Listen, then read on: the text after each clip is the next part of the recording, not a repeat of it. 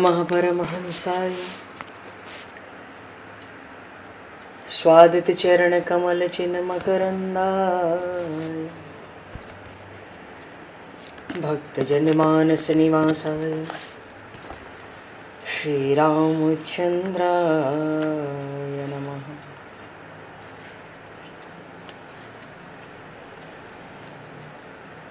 वंदे विदेहतनया पदपुंडरीकं केशौरसौरभसमाहत योगिचेतं हन्तुं प्रतापमनिशं मुनिहंससेव्यं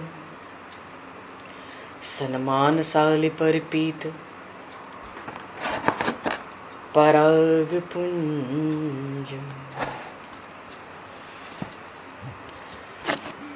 यत्र यत्र रघुनाथकीर्तनं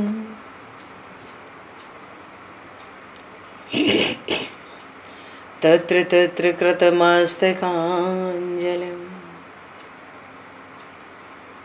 बाष्पवारि परिपूर्णलोचनं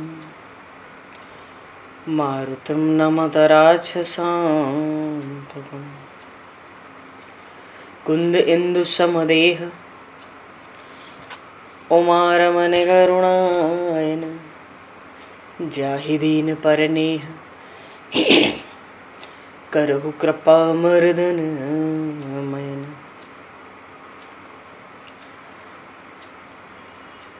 प्रहलाद नारद पराशर पुंडरीक व्यासे अम्बरीश शुक शौनक भीष्म दालभान रुक्मांगद अर्जुन वशिष्ठ विभीषणादीन एतानहं परम भागवतान् नमामि।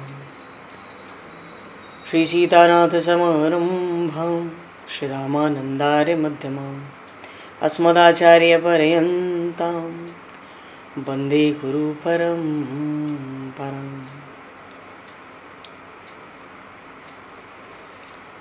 वर्णानामर्थ संज्ञानां रसानां छन्दसामपि मंगलानां च कर्तारो वन्दे वाणी विनायकौ।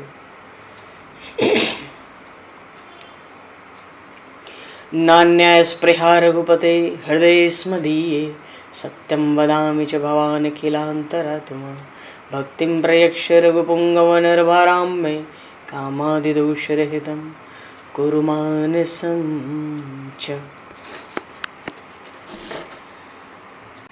भक्त भक्ति भगवंत गुरु चतुर्नाम वपु एक तिनके पद वंदन के नाशहि विघ्न अनेक। बंधु तुलसी के चरण जिनकी न्यो जग काज कल समुद्र घोरत लगो प्रगट्यो सप्त जहान। श्री गुरु चरण सरोज रज निज मन मुकुर सुधार वर्णो रघुवर विमल यश जोदायक फलचार। हरिशरण श्री राम जय राम जय जय राम श्री राम जय राम जय जय राम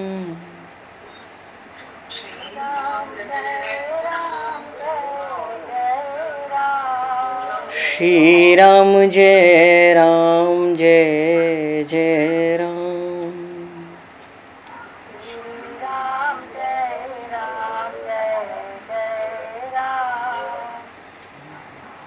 जय सिया राम जय जय हनुमान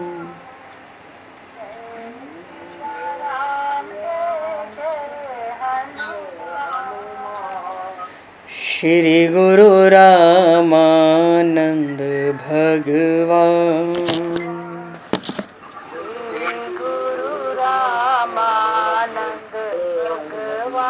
श्री गुरु रामानंद भगवान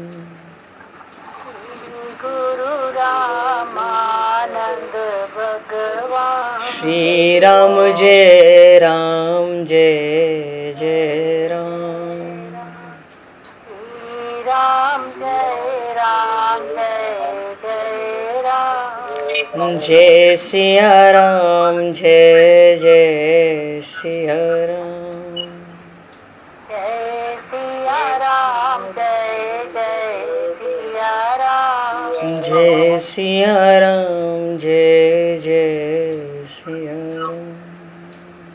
जय सिया राम जय सिया राम। बोली सियावर रामचंद्र भगवान की जय।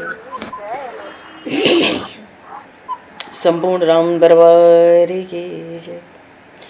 श्री अवध मिथिला धाम की जय। श्री बांके बिहारी लाल की जय। 84 कोस ब्रजमंडल धाम की जय।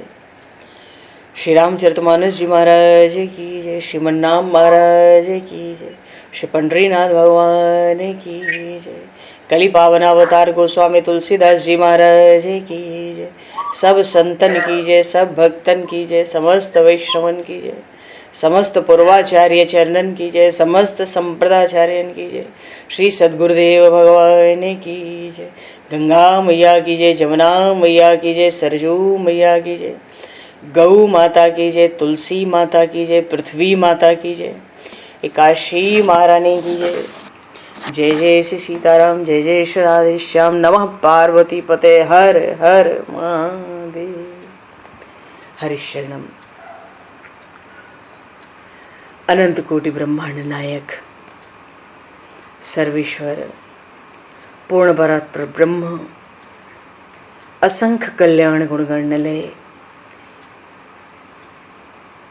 भक्तवांशा कल्पतरु शरणागत वत्सल भक्तवत्सल दीनबंधु दया सिंधु श्री कौशल्य आनंद वर्धन श्री दशरथ नंदन श्री जानकी कंठभूषण भगवान श्री सीताराम जी महाराज की असीम कृपा करुणा से श्री हनुमान जी महाराज की परम पावन भावमयी सन्निधि में महापुरुषों की भावमयी उपस्थिति में एवं आप सभी श्रद्धालु भक्त वैष्णवों की मंगल सन्निधि में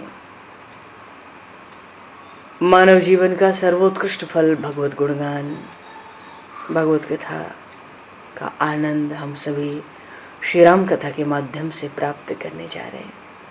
सर्वप्रथम आप सभी भक्त जनों के श्री चरणों में भगवत भाव से सादर वंदन सादर नमन। आप सभी को यथा योग्य जय सिया राम, जय जय श्री राधे हरि श्याम, जय श्री राम।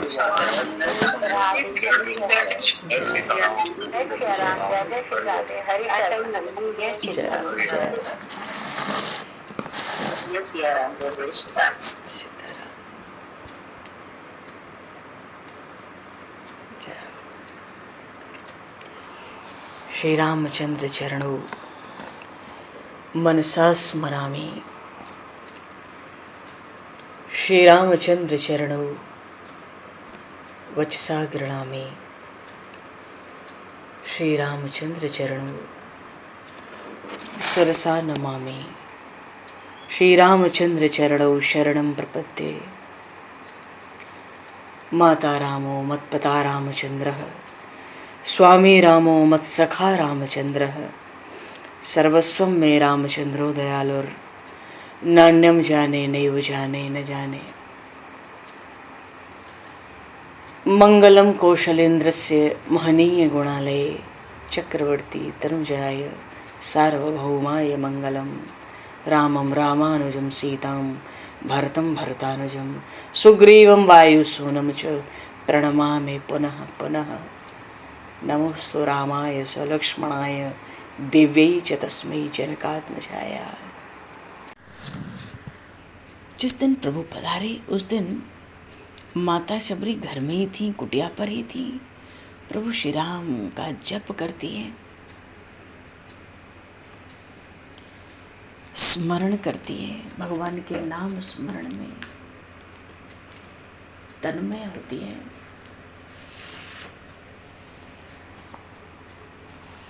जप करती हुई बैठी है। देखो, भगवान को अपना मन समर्पित करने का एक ही उपाय होता है और वो है जैसे हमें लगता है ना, हमारा मन नहीं लगता, मन नहीं जाता है। प्रभु कहते हैं तुम अपना मन मुझे समर्पित करो, उपाय बताता हूँ। क्या? नाम स्मरण, सबसे सरल उपाय है। माता शबरी कुटिया में बैठकर नाम स्मरण कर रही थी।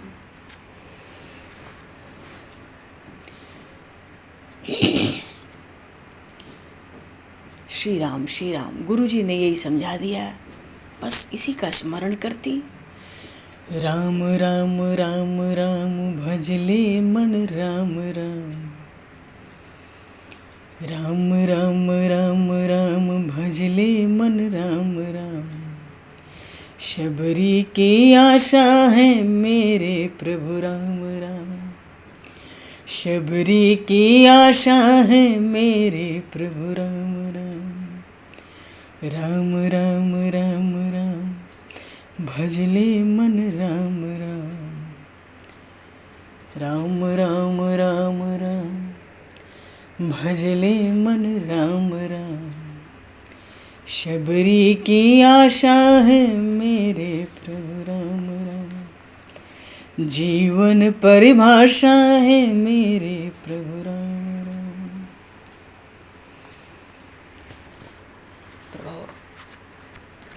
माता शबरी भगवान के नाम का स्मरण कर रही है, तन्मय हुई है। अच्छा, माता शबरी को आशा नहीं थी कि प्रभु श्री राम उनके यहाँ पधारेंगे। उनको तो ऐसा लगता था कि आज तक मैंने बहुत प्रतीक्षा की, पर प्रभु तो आए नहीं। मैंने सुना है कि वो इस ओर पधारे हैं। उनको तो ऋषि अपने आश्रम में ले गए होंगे। वो श्री राम मेरे यहाँ नहीं आएंगे। पर बात यह है ना, जो जीवन भर प्रभु को खोजता है,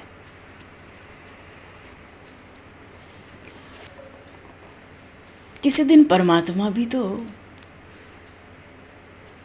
उसकी खोज करते हुए उसके घर आते हैं। 12 वर्ष तपस्या करें तो किसी भी नियम में अवश्य सिद्धि मिलती है। परमात्मा ने माता शबरी के चरित्र से ये ज्ञान दिया कि जो समस्त जीवन मुझको खोजता है, उसे एक दिन मैं खोजने निकलता हूँ, उसे एक दिन मैं मिलता हूँ। इसलिए मुझको सदैव खोजते रहो। जो मुझे सब में सतत खोजता है, उसे खोजता हुआ मैं आता हूँ। जो उस सांवले को सदा ढूंढता है, जो उस सांवले को सदा ढूंढता है, उसे एक दिन सांवला ढूंढता है। जो उस सांवले को सदा ढूंढता है। जो पूछो पतित बंधु क्या ढूंढता है, जो पूछो पतित बंधु क्या ढूंढता है, जो पूछो पतित बंधु क्या ढूंढता है, जो पूछो पतित बंधु क्या ढूंढता है। पतित बंधु जी का पता ढूंढता है, पतित बंधु जी का पता ढूंढता है। जो उस सांवले को सदा ढूंढता है, उसे एक दिन सांवला ढूंढता है। जो उस सांवले को सदा ढूंढता है।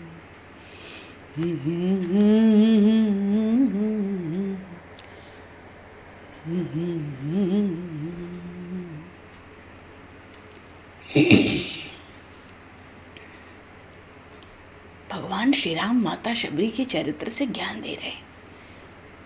जीवन भर मुझे खोजोगे तो एक दिन मैं भी तुम्हें खोजता हुआ निकलूंगा। मैं तुम्हारे घर आऊंगा। महाभारत में भी तो कथा आई, भगवान द्वारिकानाथ संधि कराने हस्तिनापुर जाते हैं। वहाँ धृतराष्ट्र उनको अपने राजमहल में पधराने के लिए निमंत्रण देते हैं, 56 प्रकार के भोग। भगवान स्वीकार नहीं करते। भगवान विचारते हैं जीव लायक नहीं हुआ, इसका हृदय कुटिल है, मुझे इसके घर जाना नहीं। और सभा में बड़े बड़े राजा विराजे। राजाओं को आशा थी श्री कृष्ण हमारे यहाँ आएंगे। भगवान ने राजाओं को भी स्वीकार नहीं किया। द्रोणाचार्य जी ने कहा, सबको अस्वीकार करते हो तो क्या आज भोजन नहीं करना है? चलो ब्राह्मण के यहाँ चलो। अरे भोजन का समय, कहीं तो भोजन करोगे। दुर्योधन के यहाँ भोजन करने में आपत्ति हो तो मेरे यहाँ चलो, मेरे यहाँ भोजन करने पधारो। भगवान भी विचार किए, ब्राह्मण है बड़ा विद्वान ये द्रोणाचार्य, पर ज्ञान का अभिमानी है। ज्ञान का अभिमान इसको भी मारता है। मुझे ब्राह्मण के यहाँ भी जाना नहीं। प्रभु ने स्वीकार कर दिया। भगवान कहते हैं, आज गंगा किनारे एक भक्त के यहाँ मुझे जाना है।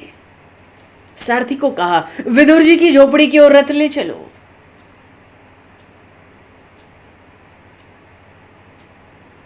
मेरा विदुर बहुत समय से मेरी प्रतीक्षा कर रहा है, आज मैं वहां जाऊंगा। उधर विदुर जी को लगता है मैं योग्य नहीं हूं, इधर माता शबरी को लगता है अरे प्रभु तो आएंगे पर यहाँ नहीं आएंगे। वो यहाँ क्यों आएंगे? वो तो ऋषि मुनियों के आश्रम में जाएंगे, ऋषि मुनि उनको अपने आश्रम ले जाएंगे। झोपड़ी बंद करके वहां विदुर और विदुरानी जी भी भगवान का कीर्तन कर रहे थे।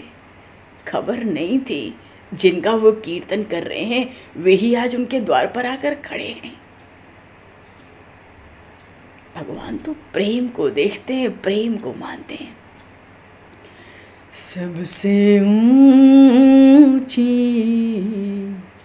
प्रेम सगाई, सबसे ऊंची प्रेम सगाई, दुर्योधन घरे मेवा त्यागे, साग विदुर घर खाई, सबसे ऊंची प्रेम सगाई, सबसे ऊंची।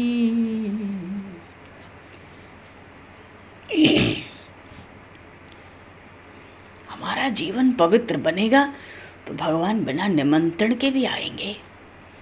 आज माता शबरी के आश्रम में भगवान श्री राम लक्ष्मण पधारे। माता शबरी को अतिशय आनंद हुआ। अरे अनंत कोटि ब्रह्मांड के स्वामी मेरी कुटिया पर पधारे हैं। वो तो दर्शन करके मूक रह गई। प्रभु ने वलकल धारण किया है, माथे पर सुंदर जटाओं का मुकुट, श्री अंग मेघ के समान श्याम। लक्ष्मण जी तो गौरवर्ण, सर सिज लोचन बाहु विशाला, जटा मुकुट सिर उर बनमाला, श्याम गौर सुंदर दो भाई, शबरी परी चरण लपटाई, प्रेम मगन मुख बचन न आवा, पुनि पुनि पद सरोज सिरनावा, सादर जल ले चरण पखारे, पुन सुंदर आसन बैठारे। कुश का 2 आसन प्रभु विराजे।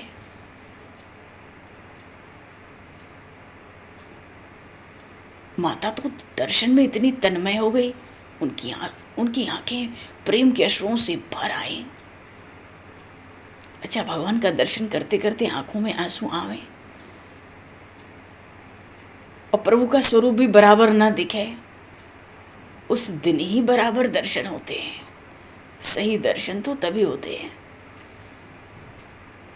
दर्शन करते हुए आंखों में आंसू ना आवे तब तक दर्शन कहाँ होते हैं। सेवा करते समय हृदय न पिघले, आंखों में आंसू न निकले,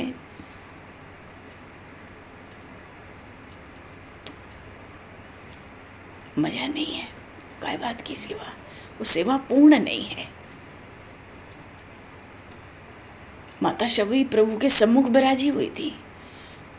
आंखों में आंसू इतना भर रहा है कि ठीक से दर्शन नहीं कर सकती। प्रभु आज मेरे घर पधारे, मैं हीन जाति की एक भीलनी, मेरे घर भगवान पधारे। भगवान कैसे उधारे?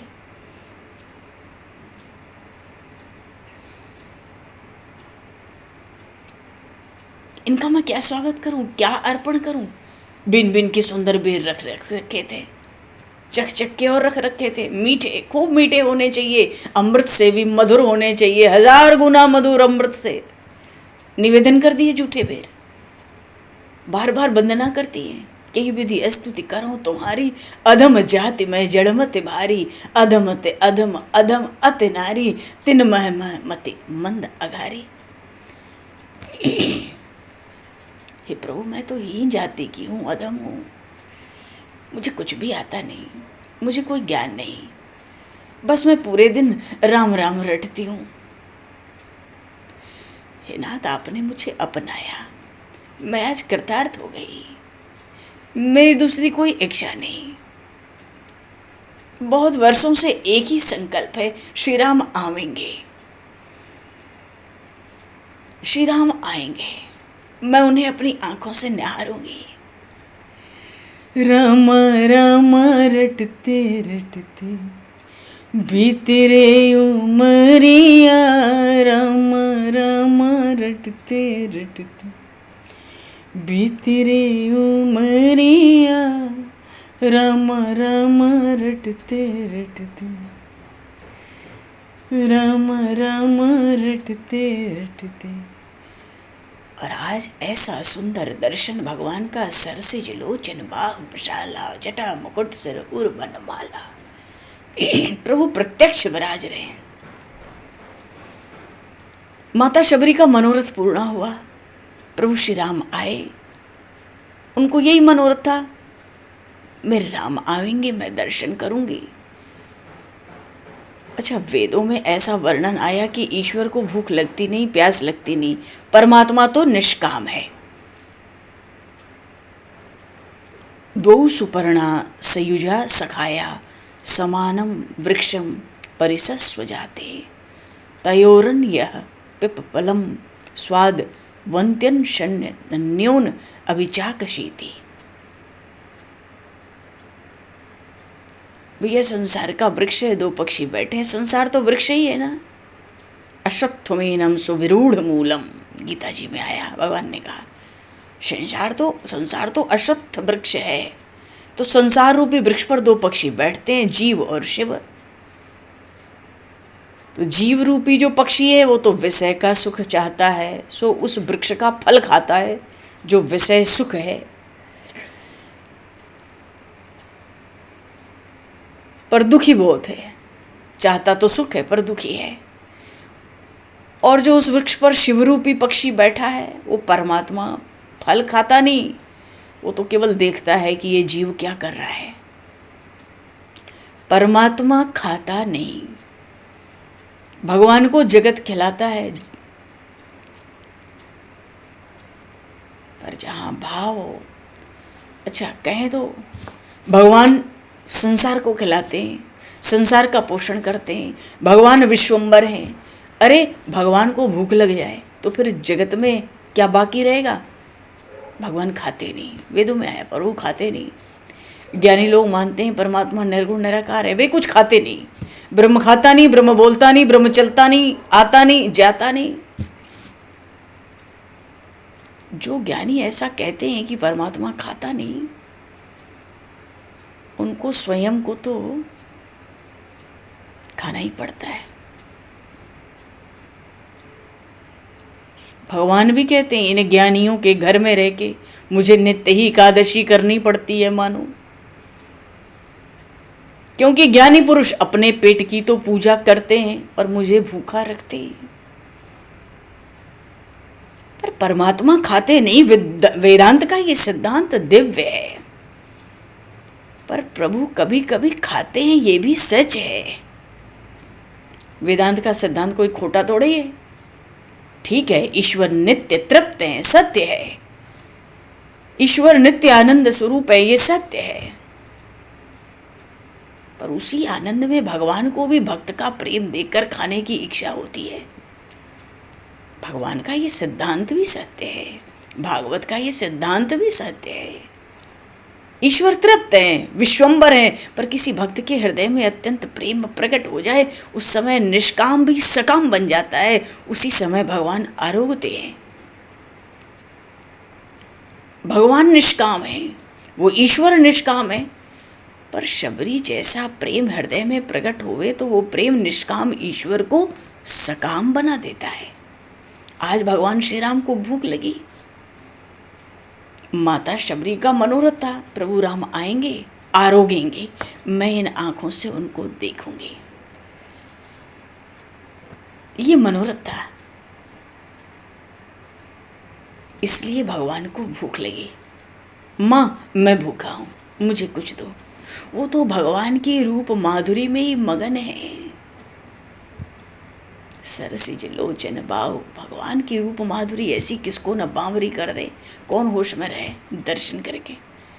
एक तरफ प्रभु कहते हैं कि मैं भूखा हूँ, उनको चेतना ही नहीं हो रही है, वो तो भगवान को तन्मय होकर अपलक उनकी रूप माधुरी का पान कर रही हैं। राम रूप अनुरागी अखियाँ, राम रूप अनुरागी अखियाँ, श्याम वरण मन हरण माधुरी, श्याम वरण मन हरण माधुरी, मूरत अति प्रिय लागे अखियाँ, राम रूप अनुरागी अखियाँ, राम रूप अनुरागी अखियाँ, श्याम वरण मन हरण माधुरी, श्याम हरण मन हरण माधुरी।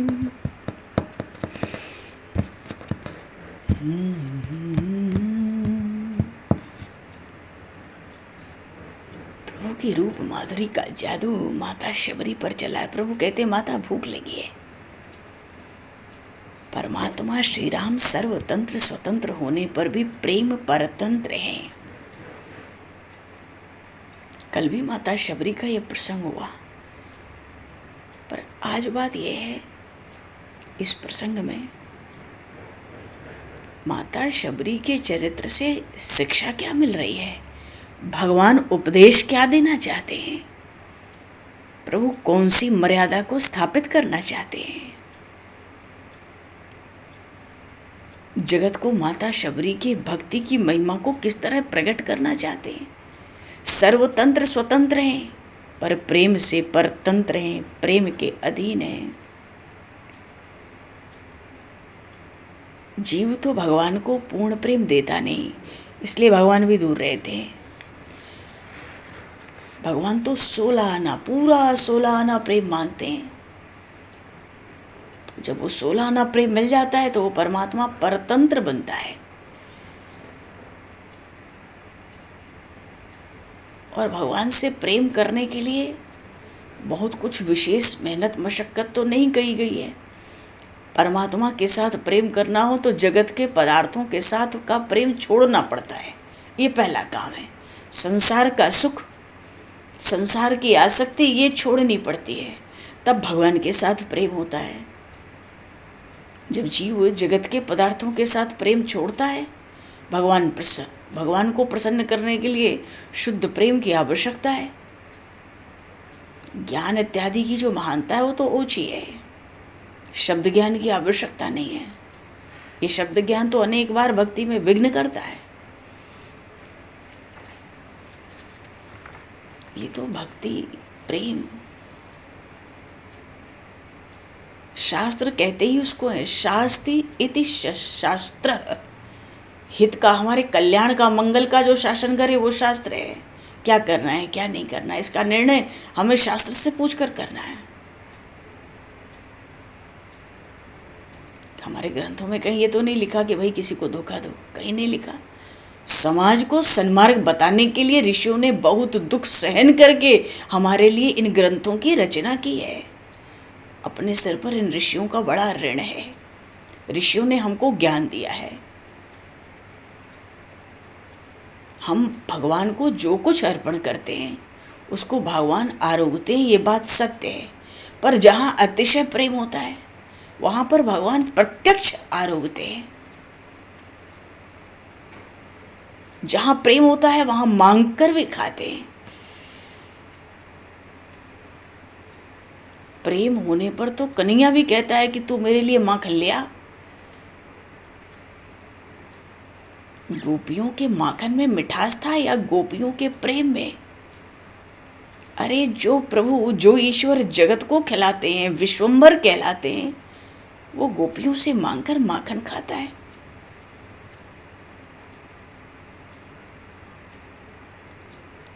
कन्हैया के माखन मांगने पर गोपियाँ कहती हैं तुम थोड़ा नाचो तो तुम्हें माखन दे। तब कन्हैया गोपियों के आगे नाचने लगता है। अभी तो प्रभु बस माता शबरी के बेर ही खा रहे हैं, तो क्या छाछ माखन के लिए कन्हैया नाचता है? अरे कन्हैया नाचता है उस प्रेम के लिए। श्री कृष्ण तो जगत को नचाते हैं, पर वे ही श्री कृष्ण गोपियों के प्रेम के आगे नाचने लगते हैं। अरे गोपियों का प्रेम ही ऐसा है कि कन्हैयालाल अधिक माखन मांगने का भी कहाँ आग्रह रखते हैं। वो तो स्वयं ही गोपियों के घर से माखन लेकर आरोगने लग जाते हैं। भाव है कि जहाँ अतिशय प्रेम है वहाँ परमात्मा प्रत्यक्ष आरोगते हैं, प्रसाद पाते हैं। जहाँ ओछा प्रेम है, सुगंध से, सुगंध के रूप से गंध को आरोग लेते हैं, रस रूप से आरोग लेते हैं। अब जैसे ये गुलाब का फूल है, हम में भाव आता है अरे हम भी तो प्रभु को भोग लगाते हैं नित्य, तो प्रभु उस भोग को कैसे पाते हैं? मानो एक गुलाब का फूल है, गंध लेने के पहले हम इसका वजन करें और फिर गुलाब के फूल की सुगंध लें, फिर उसका वजन करें, तो वजन घटता थोड़ी है। मनुष्य में ऐसी शक्ति है ना कि फूल में से सुगंध खींच लेता है, फूल का वजन घटता नहीं है। फूल से हम सुगंध खींच लें तो भी फूल को धक्का लगता नहीं है भाई, फूल का वजन घटता नहीं है। इसका अर्थ ये थोड़ा ही हुआ कि सुगंध ली ही नहीं गई। हम भगवान को भोग लगाते हैं, वो भोग अगर न घटे न कम दिखे, इसका अर्थ थोड़ा ये है कि उसकी सुगंध नहीं ली गई। भगवान इस तरह से रस रूप, गंध रूप से भी भोग आरोगते हैं। वजन घटेगा नहीं, पर भगवान उसका रस ले लेते हैं, क्योंकि भगवान तो रस रूप है ना। उपनिषद में वर्णन आया रसो वैसा, परमात्मा रस रूप है, वो तो रस के भोगता है।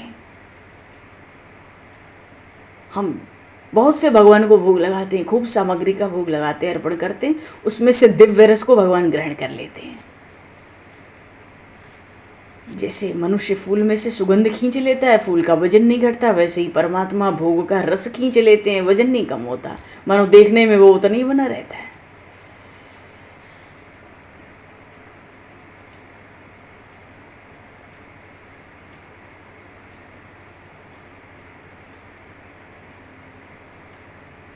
भगवान को अतिशय प्रेम। आज माता शबरी का प्रेम देख के प्रभु को भूख लगी। माँ शबरी ने रघुनाथ जी को बेर अर्पित किए और सामने ही बैठ के चक चक कर बेर देती है। चक्कर रखे ही नहीं है, कुछ तो रखे भी रहते थे और कुछ तो चक चक कर सामने देती हैं, कहीं कोई खट्टा बेर ना चला जाए। अत्यंत प्रेम का आवेश हुआ, माता शबरी को भान ही नहीं रहा कि जूठे फल वो राम जी को खिला रही हैं।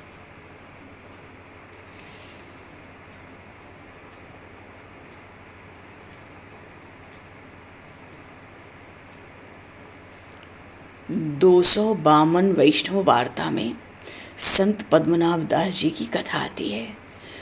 पद्मनाभ दास जी महाराज भागवत की कथा करते और स्वयं का निर्वाह करते। एक समय श्री वल्लभाचार्य जी के मुख से सुना कि भागवत की कथा के माध्यम से द्रव्य का उपार्जन नहीं करना चाहिए, भागवत की कथा, श्रीमद् भागवत तो आत्म कल्याण के लिए है, उदर के निर्वाह के लिए नहीं है। शास्त्रियों ने इसे उदर निर्वाह का साधन बना दिया है। उस दिन से पद्मनाभ दास जी भागवत की कथा तो करते, पर कोई द्रव्य नहीं लेते, कोई भेंट नहीं लेते, कुछ भी स्वीकार नहीं करते। आर्थिक स्थिति समय के साथ बहुत कमजोर हो गई, फिर वे अत्यंत प्रेम से भागवत कथा करते। एक बार उनकी पुत्री ने, उस पुत्री का नाम था तुलसी, उसने आके कहा पद्मनाभ जी से, पिताजी घर में चने की दाल के अतिरिक्त कुछ भी नहीं है। पद्मनाभ दास जी ने कहा, बेटी जो है सो ले आओ, मेरे भगवान तो भाव के भूखे। चने की दाल बनाकर उसमें मीठा डाला, भगवान के सम्मुख भोग धरा। पद्मनाभ दास जी ने प्रभु को भोग रखते ही प्रभु को मनाने लगे, नाथ आज घर में दाल के अलावा और कुछ नहीं था, ये मैंने आपका मोहन थाल, श्रीखंड, पूरी, साग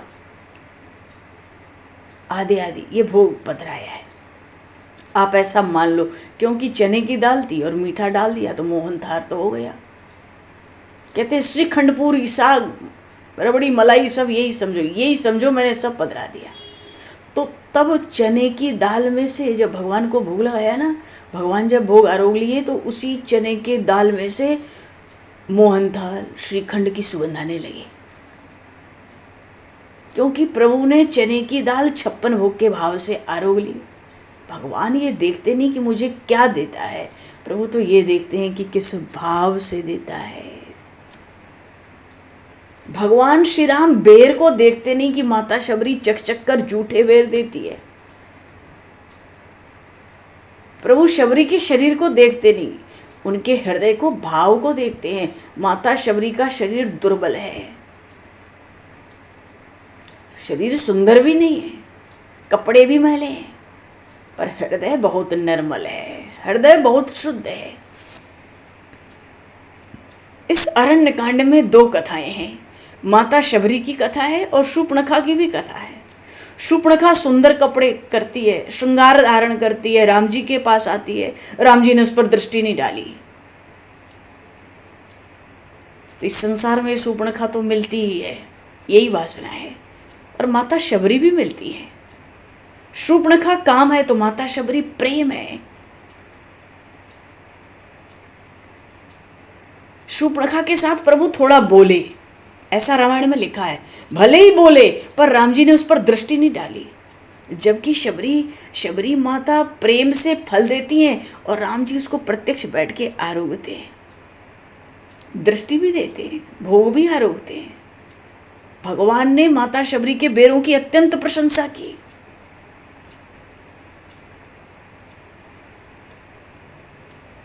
मिठास तो प्रेम में है ना। प्रभु श्री राम माता शबरी के फल आरोगते गए, मां शबरी कृतार्थ हो गई। महापुरुषों ने वर्णन किया कि इन बेरों की जो गुठलियां थी, उन गुठलियों से द्रोणाचल पर्वत के ऊपर वनस्पति बन गई।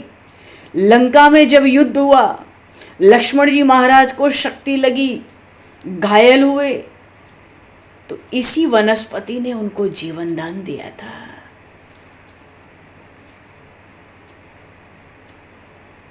शबरी माता का चरित्र हमेशा स्मरण रखने के लिए है, मनन करने के लिए।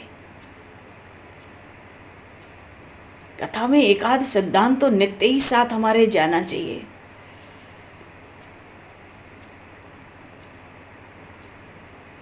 हम बहुत कुछ सहन करके कथा में बैठते हैं और फिर कथा में कुछ ना मिले, कोई सिद्धांत की बात, भक्ति की बात ना मिले, तो फिर तो परिश्रम भी सफल नहीं हुआ। इतना संघर्ष करके तो कथा सुनो।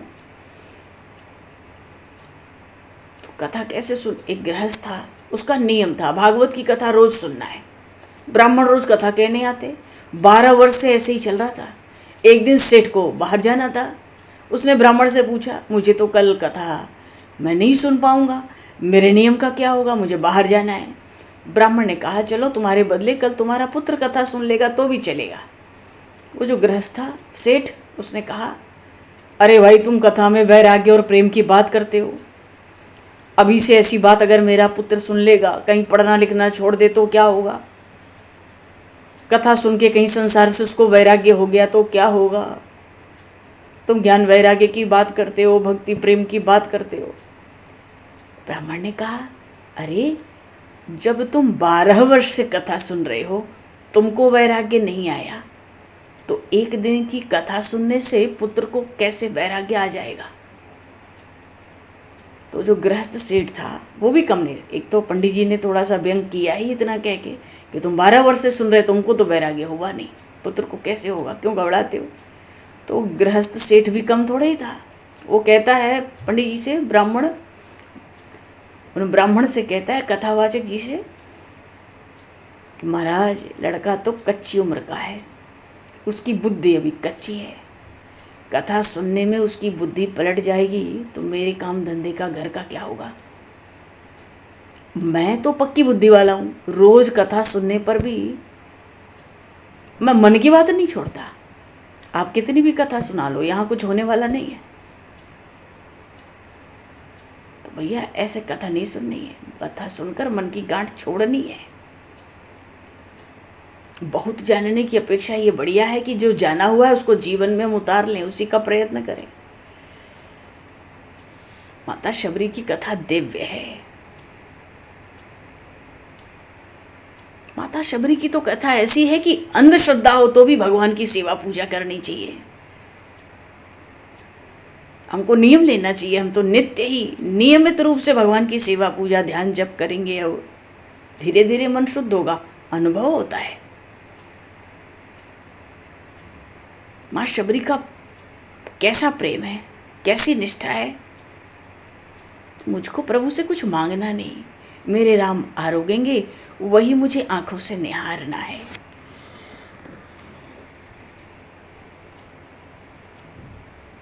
उनको बस यही कामना होती थी कि प्रभु आरोगे, मैं उनको भोग लगाऊं और उनको निहारूं।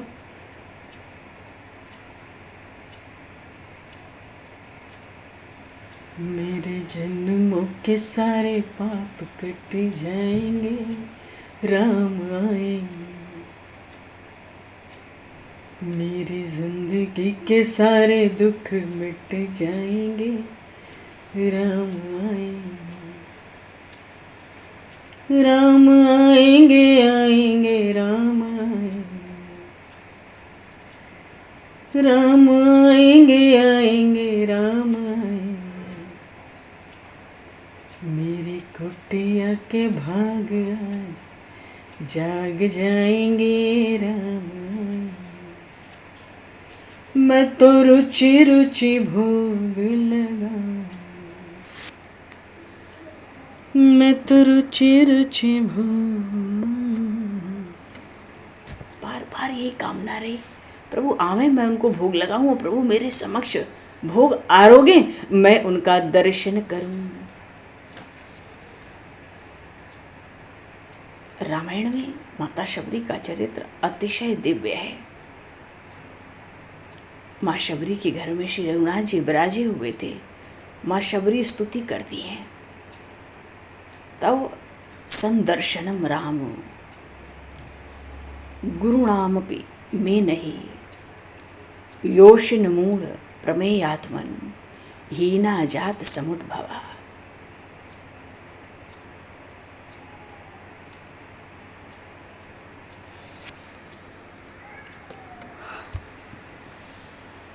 उनको लगता है मैं तो अधम नीच जाति की, भला मुझे कैसे आपके दर्शन हुए।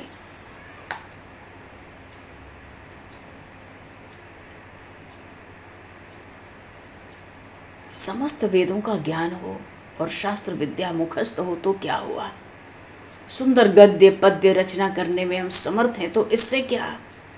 यदि परमात्मा के चरणों में चित्त न लगे, यदि परमात्मा के चरणों में चित्त नहीं लगा, भगवान में अनन्य प्रेम नहीं हुआ,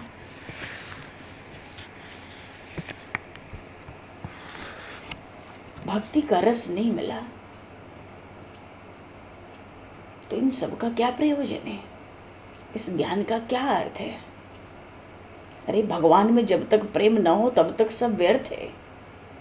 ज्ञान तो परमात्मा के साथ प्रेम करने के लिए है, परमात्मा के चरणों में चित्त को लगाने के लिए है।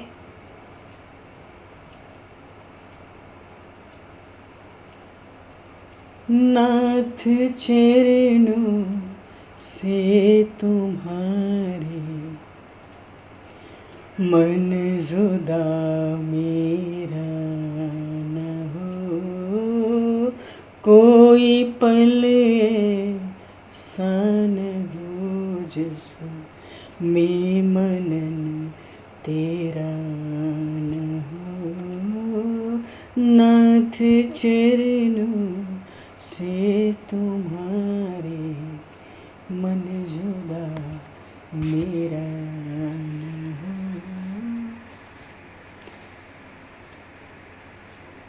माता शबरी अन्य कुछ जानती नहीं, तो कहती मैं अपढ़ हूँ, पर वो सब कुछ जानती है। क्यों? भगवान में उनका अनन्य प्रेम है।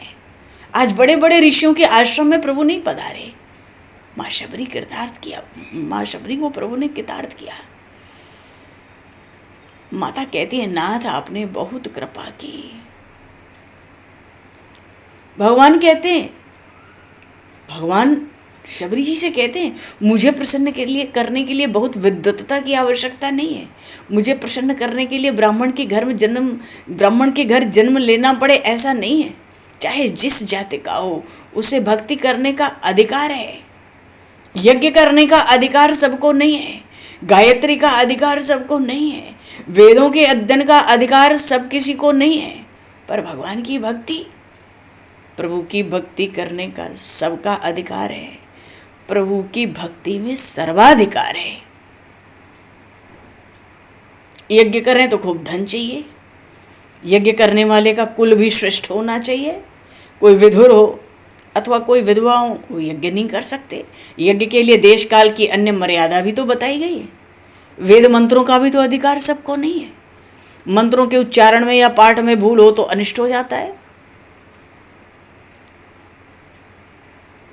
अतिकामी के हाथ में वेद मंत्र जाएं तो मंत्र के अर्थ का अनर्थ करके मंत्रों की दुर्दशा कर दे। वेदांत का अधिकार भी विलासियों को नहीं है, वेदांत का अधिकार तो विरक्तों को है। अरे बात करें ब्रह्म ज्ञान की, प्रेम करें पैसे के साथ, स्त्री के साथ, संसार के जड़ पदार्थों के साथ, तो उसको क्या ब्रह्म ज्ञान कभी पचेगा? कभी पचता नहीं। भक्ति का मार्ग अत्यंत सुगम और सरल है और हर जीव उसका अधिकारी है। भक्ति कोई भी कर सकता है, किसी भी जाति का हो, कैसा भी स्थान हो, कैसा भी समय हो, भक्ति हो सकती है। भक्ति में देश काल की कोई मर्यादा नहीं है।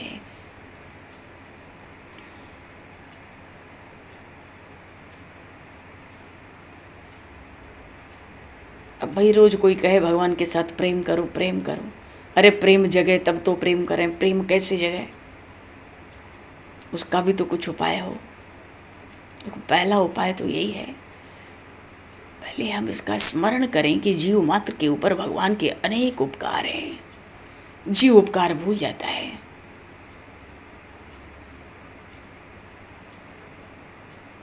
हम अपने मन से पूछें, आज जो हमें सुख संपत्ति मिली है, मान प्रतिष्ठा मिली है, क्या हम उसके लायक हैं?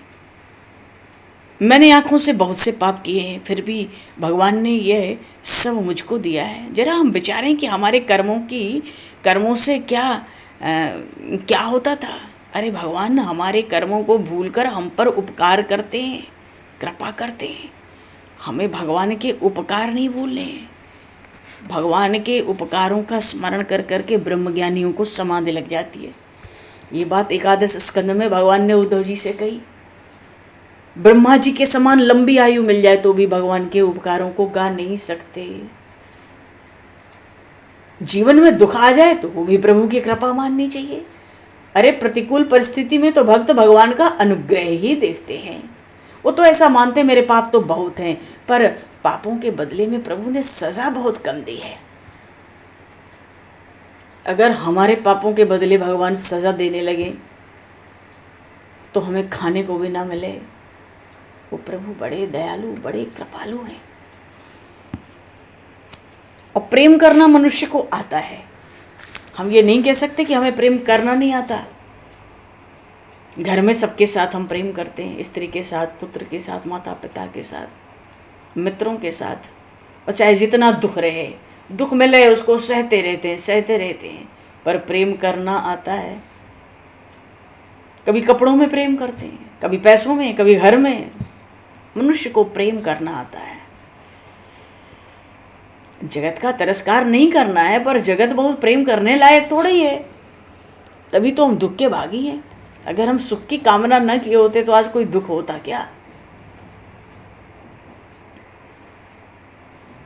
जिस जीव के साथ अधिक प्रेम करेंगे वही हमारे दुख का कारण बन जाता है।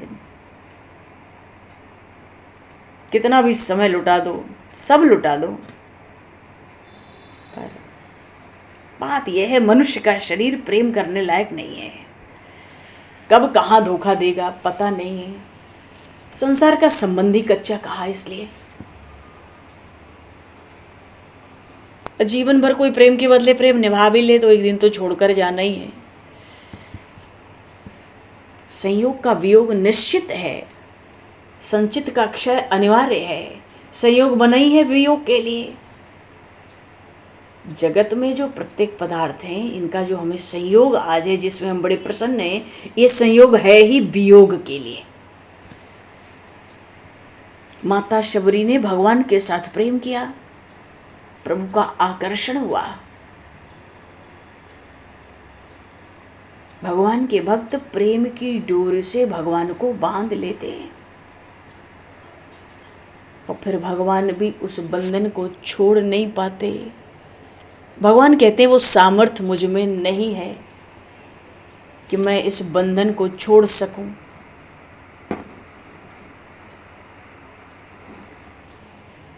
भगवान भी प्रेम के बंधन को नहीं छोड़ पाते। अन्य किसी बल से जीव भगवान को बांध भी नहीं सकता, केवल प्रेम से ही बांध सकता है। भगवान परम प्रेम के स्वरूप हैं। भक्तजन वैष्णवजन परमात्मा को प्रेम से वश में करते हैं। भगवान को प्रसन्न करने का एकमात्र साधन है प्रेम। बंध गई मुझे से जाती न छोड़ी, बंध गई मुझे से जाती न छोड़ी, मित्र ऐसी है ये प्रेम डोरी, मित्र ऐसी है ये प्रेम डोरी, बंध गई मुझे से जाती न छोड़ी, बंध गई मुझे से जाती न छोड़ी, मित्र ऐसी है ये प्रेम डोरी, मित्र ऐसी है ये प्रेम डोरी।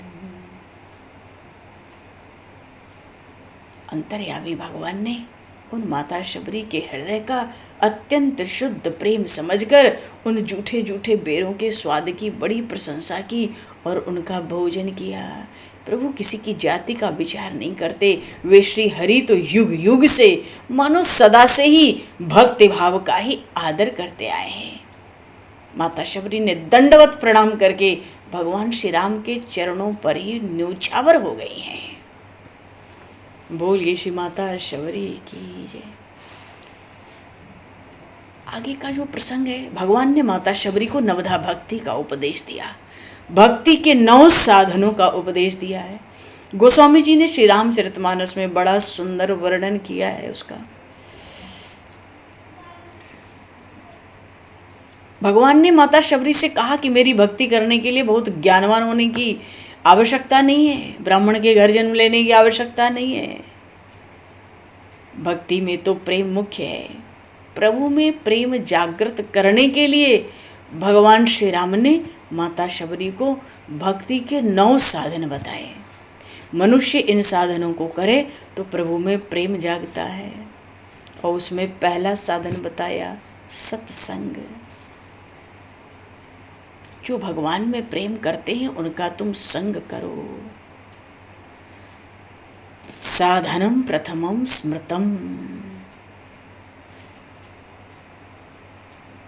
सताम संगति रेवात्र।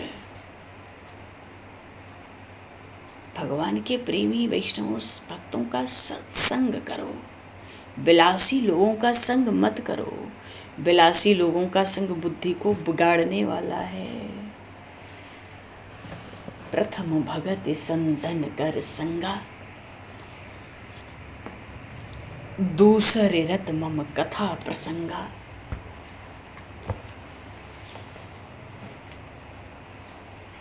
और देखो, माता शबरी ने भक्ति पूछी थोड़ी थी, भगवान ने स्वयं से उपदेश किया। एक बार लक्ष्मण जी को किया था, प्रसंग हुआ पंचवटी में जब प्रभु पहुंचे थे।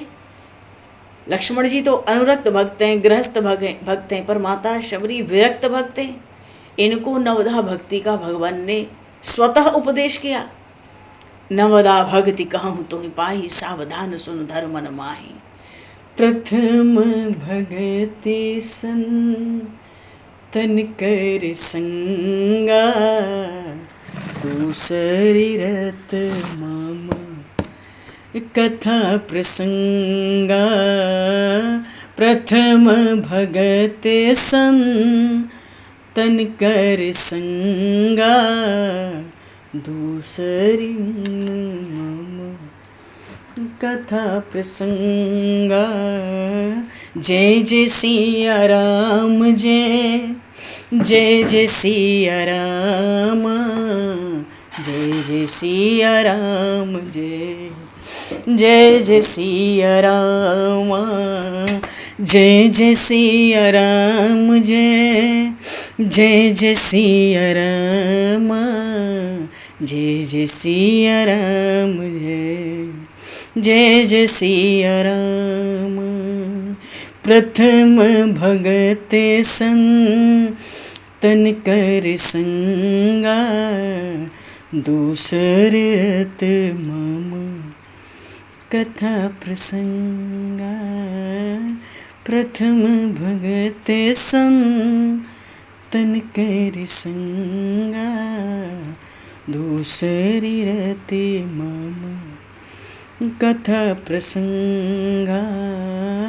श्री राम जय राम, जय जय राम, श्री राम जय राम, जय जय राम, श्री राम जय राम। बोलिए श्यावर रामचंद्र भगवान की जय, श्री शबरी माता की जय। समय को दृष्टिगत करते हुए आज यहीं इसी प्रसंग पर वाणी को विराम। आगे के प्रसंग में भगवान का सुंदर उपदेश नवधा भक्ति का। सब संतन की जय, सब भक्तन की जय, श्री सद्गुरुदेव भगवान की जय। वाक्य पुष्पांजलि प्रभु के श्री चरणों में सादर समर्पित।